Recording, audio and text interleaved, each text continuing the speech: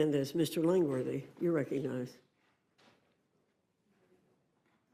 I have no questions. Thank you. Mr. Scott, you're recognized. Mr. Griffith.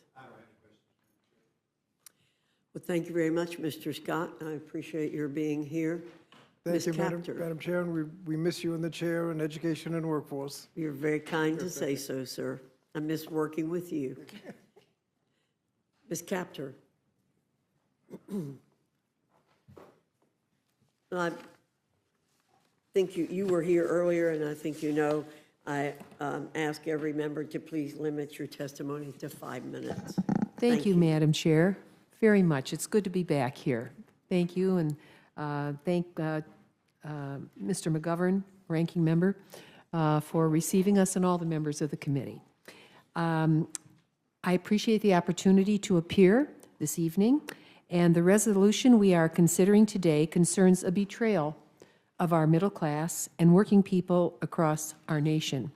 It is a somber reminder of what some extremists consider to be priorities.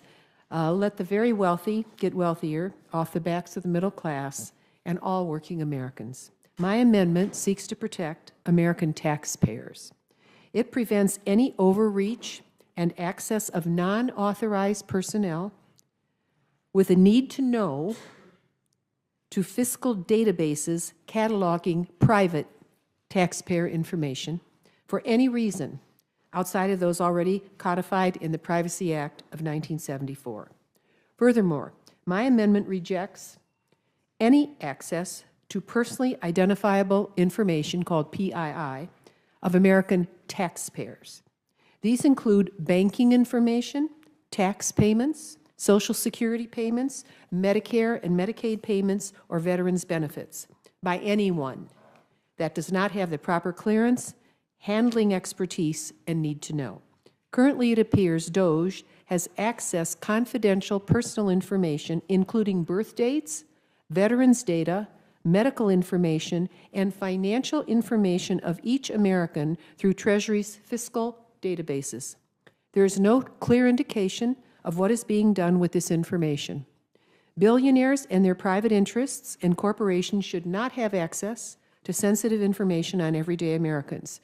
The top U.S. Treasury official in charge of disbursements for Social Security, Medicare payments, and Treasury Department transactions was forced to resign after pressure from Elon Musk's reckless effort to gain control over critical transactions impacting millions upon millions of our fellow citizens.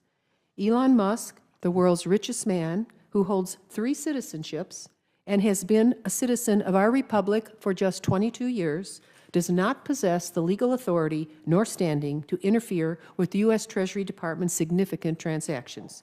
We cannot allow him or any outsider to run roughshod over our institutions. This amendment rejects the use of any fiscal data of federal employees being unlawfully obtained, being placed on administrative leave, being fired, or forced to resign or retire from federal service.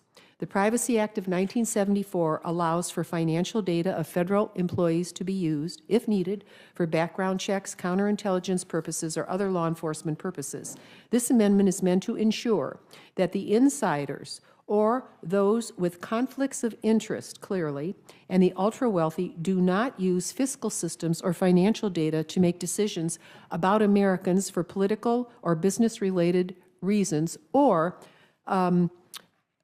traffic with information on their own behalf where they hold clear conflicts of interest. Similarly, I reject artificial intelligence capabilities being placed on federal financial systems without the proper safeguards in place to maintain and govern such uses of AI.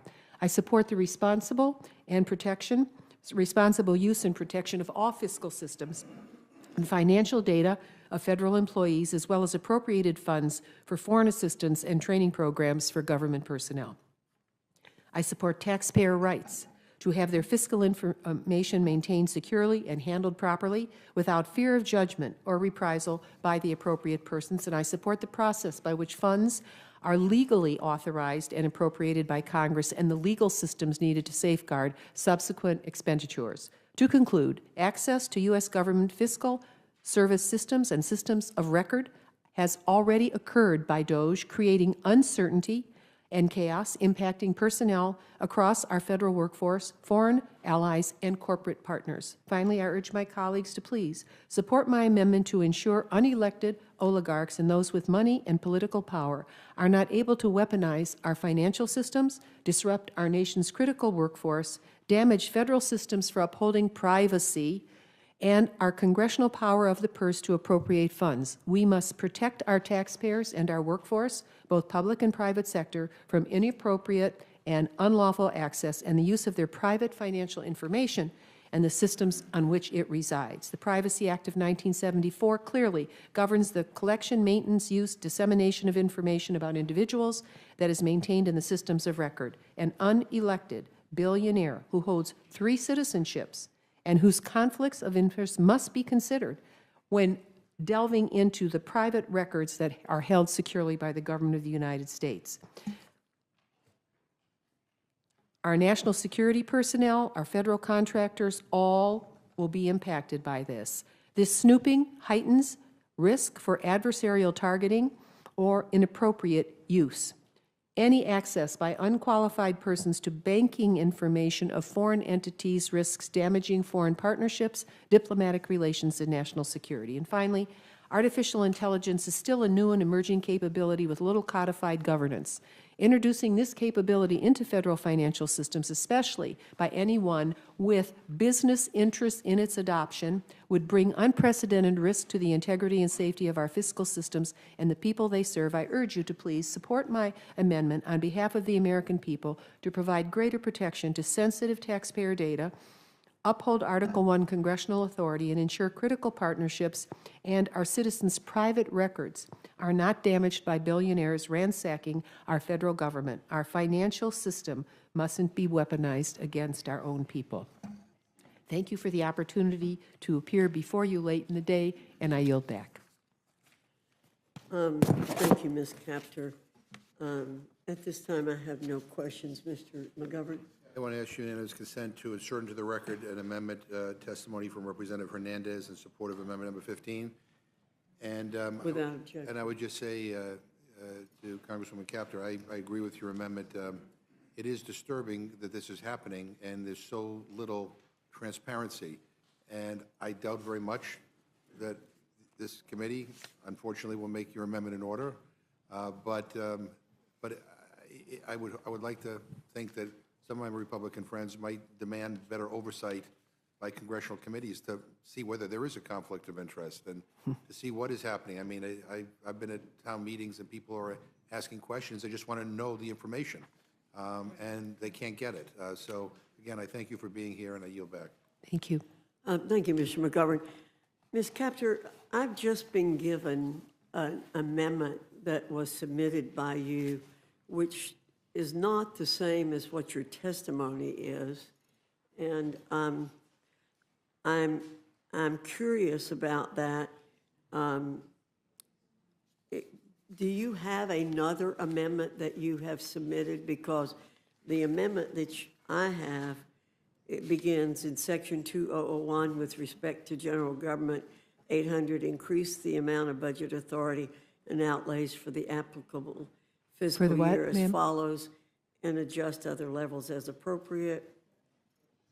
Is that is the amendment that we have from you?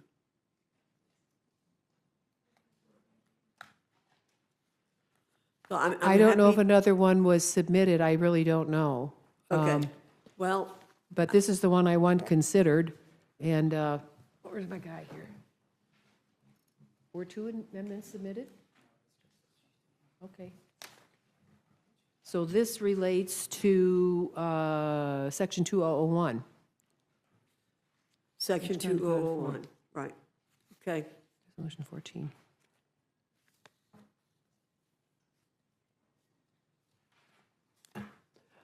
Okay, Do you want me to come back tomorrow? no ma'am, no ma'am. Well, thank you very much. Let's see, Ms. Fishbach. Ms. Scanlon. Mr. Norman. No. Mr. Neguse. Ms. Houchin. Ms. Ledger Fernandez. No, thank you very much, Representative Cassidy. You always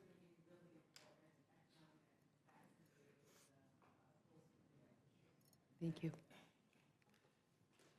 Mr. Langworthy. Mr. Scott. I don't have any questions, Madam Chair, but I would just like to point out that obviously a lot of money went somewhere, and I think that some of the investigation should include, whose bank account that money went into for, all those grants through USAID. And I think there needs to be criminal investigation of where some of the money was going. Thank you, Mr. Griffith. No questions. Mr. Jack. No questions.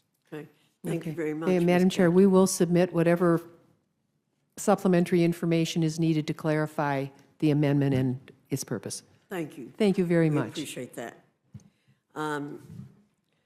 Seeing no other members wishing to testify on HJ Res 20, HJ Res 35, or HCon Res 14, this closes the hearing portion of our meeting. The chair will be in receipt of a motion from the gentlewoman